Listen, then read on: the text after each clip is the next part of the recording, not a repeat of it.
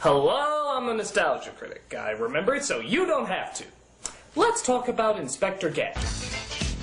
It was a show in the 1980s about a half-human, half-robot detective. No. This one was funny. Intentionally funny!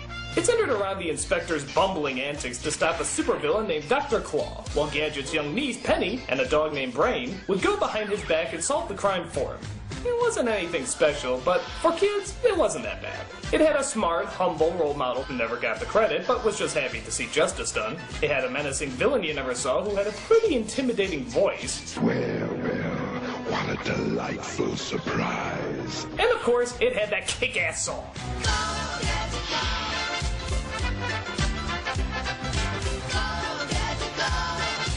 Doing a movie on this premise, however, would be tricky, but not impossible. Great care would have to be taken.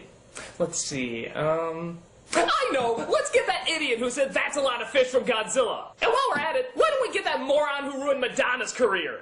No, the other one. There you go! And finally, let's get one of the greatest directors of all time. The one who directed the coming-of-age classic, Cool as Ice. I smell genius!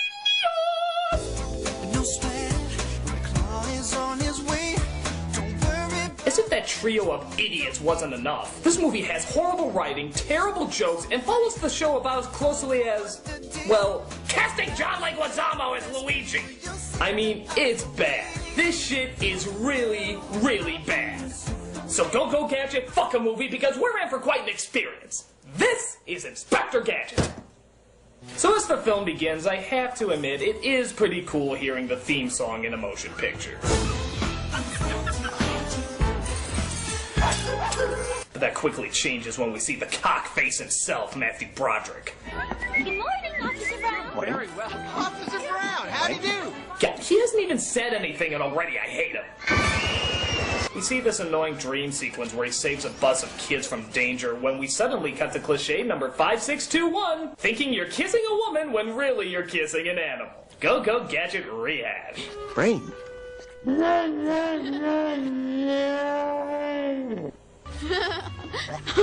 Having another hero cop dream, Uncle John. By the way, this is Penny, everybody. Yeah, they couldn't even get a blonde girl to play the part. They said 2 years as a security guard isn't enough experience to be a cop. Uncle John, I'm sorry. And of course, just like in the show, her parents are...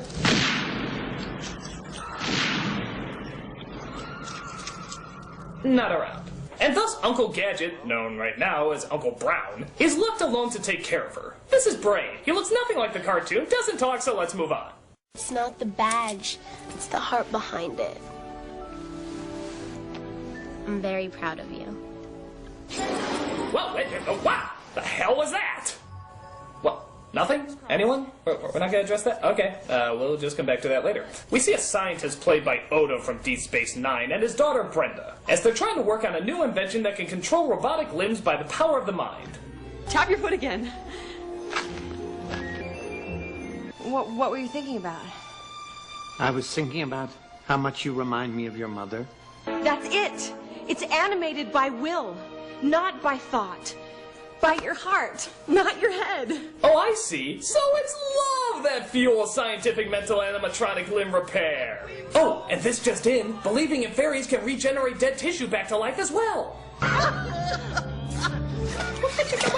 Okay, time out! What the hell is that? Well, why are there suddenly random things popping up in the segways?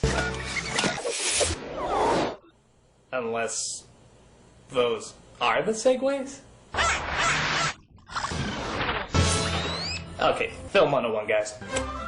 When you do a transition, you want something that actually transitions, not incredibly distracts from everything. You see, guys, when you do something this annoying and this distracting, it doesn't add to the style, it just takes away from the story. What little there is. I mean, if you're gonna go that far, why not just go all the way? Why don't you do this? We did it!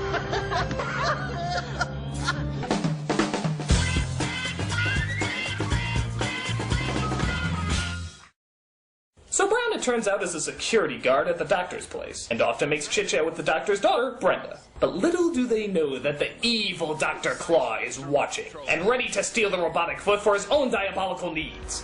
Maybe he's hoping to start an animatronic kickball team. He zaps the doctor, I think, gets shot and edited by a monkey, and Brenda comes across the lab and sees what happened. Dr. Bradford, I won't rest until I find whoever's responsible. Justice will be served. Look at that! I almost pulled out of my wide-eyed blandness and delivered an actual human emotion, but I pulled back into the blandness just in time. Oh, that's too much emotion there. Just in time. So Brown goes after the bad guys to see if he can make justice prevail. Oh no, we've been chased by the hatchback squad. Were you meaning to keep Dr. Claw in the shadows? Because you are aware you're revealing him quite clearly right now.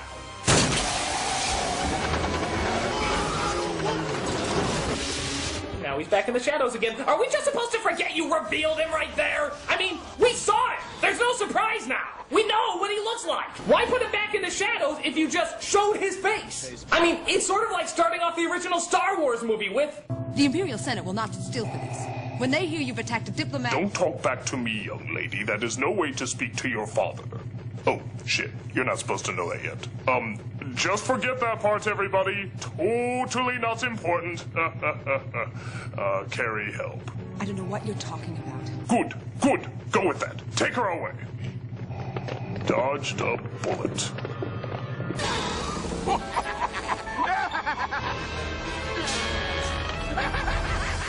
Uh-oh.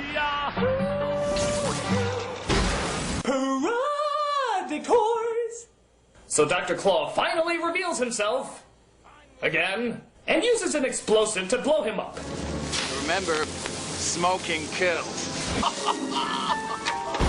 By the way, did I mention in the cartoon that Dr. Claw never reveals himself? And even if he did, would this be at all what you imagine he looked like? I imagine he looks like a monster. I imagine he looks like a machine. I imagine he looks like that gay guy from my best friend's wedding. No enough? So the explosion leaves Brown about as broken as his acting. Brenda makes a plea that he always thinks with his heart, so he'd be perfect for their weird-ass little robot operation. Thus, all the doctors come together to put Mr. Brown back together.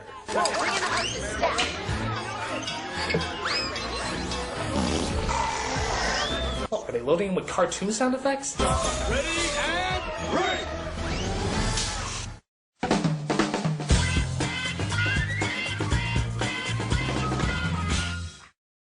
We see that Claw actually has a claw now, so he decides to give himself that name. Yeah, I forgot to mention, his name wasn't actually Claw this whole time, it was Sanford Skolax. Just Claw. One word. Like Madonna. So, let's just recap. Dr. Claw isn't called Dr. Claw, he doesn't own a terrorist organization called MAD, he sounds less like a monster and more like a fashion critic, and the fact that you never see him in the show is being replaced with seeing him all the time! I mean, wow! Did they get one thing right? Why did you change so much? Were you afraid if you stuck too closely to the cartoon that wouldn't be taken as seriously? Need I remind you this movie has scenes like this? Yeah, wouldn't want to face that! So Brown wakes up and finds that his entire body is laced with, and let's be fair here, mostly pointless shit. What? Yeah, you never know when you might need a balloon. Or bubbles. Fucking bubbles! Yeah, thank God there's no security guards looking after this walking human atom bomb. Just let him press the nuclear button. He'll be fine. Mr. Brown, you've just come out of a very long recovery. You are now a sophisticated network of tissue hardware and software. No! I gotta get out of here. My God, is he bad? I'm sorry, this guy's a marvel. Truly a gift to bad acting. It's like he never knows which delivery to give, so he sorta stops halfway and decides to maybe go with another one. Maybe. No! I gotta get out of here. No! I gotta get out of here. I know that this is all new for you, and it must feel strange. By the way, you hear those really annoying sound effects that won't shut the fuck up? Yeah, get used to that, people. It's all throughout the movie. It's like he swallowed Gerald McBoing Boing or something. No! So Brenda explains to him exactly how he functions and how they'll be able to keep him alive. It's a high-powered processor chip that increases the charge in the human brainwave enough to move the machinery that's now built into your body. But we still can't make you act. Without this chip, your body couldn't possibly function. Any more questions? Nope. Then I will just give you your manual to study. Heart of gold, everybody. He's so innocent that he actually makes monkey sounds whenever he sees a woman's behind. Go Gadget hard on. No! She continues to show him how his junk works, and oddly enough, that's not as disturbing as it sounds. And Brown tries to get the hang of it. There were two guys trying to rob a jewelry store, and you wanted to trip them up. What would you do? Go Gadget oil slick. That's not oil, it's toothpaste! Okay, why would anyone put that much toothpaste inside of him? I mean, how many emergencies require toothpaste? And why a hose? Is there really a situation where you need to shoot toothpaste from a hose? And why did it come out when he said oil slick? And why the fuck can't we see Dr. Claw? I'm sorry, I'm still on that. So he's introduced to his new set of wheels, a convertible. Wow. And just to ante up the annoyance in this film, they're proud enough to have the car voiced by D.L. Hewley. Oh, what a delight. Good morning, Riverton. Hey, who's in the car? I work alone.